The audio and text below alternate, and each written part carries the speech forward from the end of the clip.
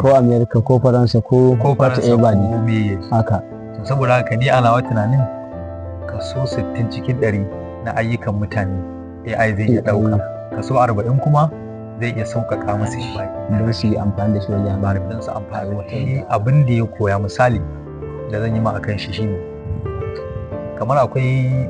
machine learning da ake koyarwa, ake yin su na ball, kamar PS ta game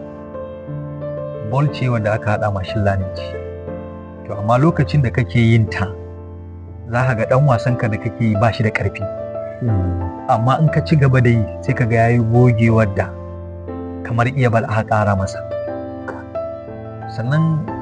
kamar akwai game ɗin motoci na gudu,